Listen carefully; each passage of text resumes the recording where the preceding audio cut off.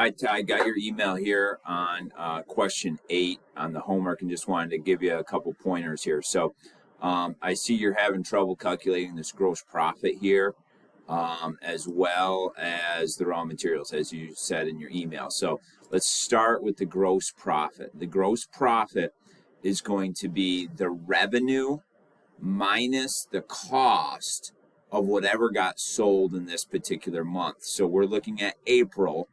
So what we want to do is come back to our jobs, and we want to look at, okay, here's our activity for April. 306 was finished and sold. You got that. Job 307 was finished, but it wasn't sold. And job 308 is still in process, so it can't be sold, right? So really all we want to do is take kind of a laser focused blinders on look at job 306, since that's the only job we actually sold during the month.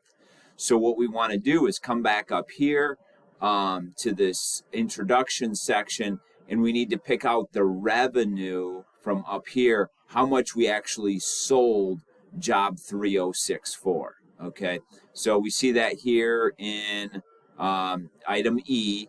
So we need to take that revenue, set that aside. Okay, then what we need to do is come down to our total cost.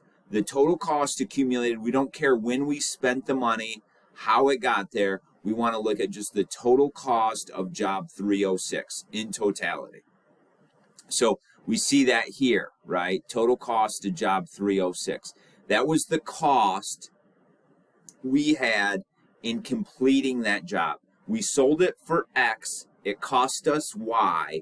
How much did we make by doing the work and selling it? Okay, so that revenue minus the cost, that's our gross profit just for that job, which happens to be all our sales for the month of April. Okay, so the other aspect of this that we need to look at is that application of overhead. So we need to remember how in class we had that kind of sidebar comparing what got applied to overhead versus what our actual overhead costs were. So what we need to do there is here's the summary of what actually got applied to overhead during the month of April. So we need to take this 178, kind of set that aside. What we need to do then is compare that to what our actual overhead was, because remember, we're applying this overhead based on an estimate, and we're not really sure because we kind of do it on the front end and go from there. And now what we're going to do is compare what that estimate was to what our actual overhead cost was. So we're going to take this 178 that was applied, and now we need to figure out how much we actually had in overhead. So what we need to do is, here we go. Item C tells us what the actual overhead costs were in April. So these costs here, what we need to do is add those up and compare them to the overhead that got applied. Okay. So if we've over applied overhead, okay, that means that 178 is here, and maybe we only have 150 in actual overhead costs. So what that means is we've recorded too much in expense. So we need to kind of undo that or reverse that. Okay, and so when we take the revenue, we take the cost of job 306. And then we have this other piece related to overhead, okay?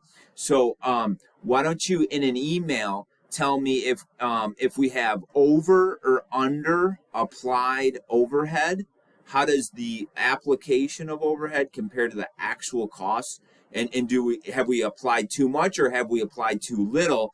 And how much that is? Shoot that to me in an email, and then we'll talk through what we need to do with that a little bit more, okay? And then as far as the materials inventory goes, okay, the piece there is that you're on the right track. What we need to work through is the beginning balance of our raw materials We need to look at what we purchased in raw materials. But then the wrinkle here is that we need to consider not only what we used in direct materials during the month of April, okay, but the wrinkle here, and I'm going to send out an announcement in Moodle about this, but is that these indirect materials is also a use of our raw materials. So what this question's kind of saying, and we didn't have a chance to go over this in class, is that raw materials is like everything, and it includes direct and indirect materials. So there's kind of two pieces to that raw material overall. So work that into your calculations, and hopefully you'll come out just fine. If not, let me know. And we can get to the bottom of that. So hopefully this helps. Keep me posted. Let me know where you're at. Take care. Have a great rest of your day.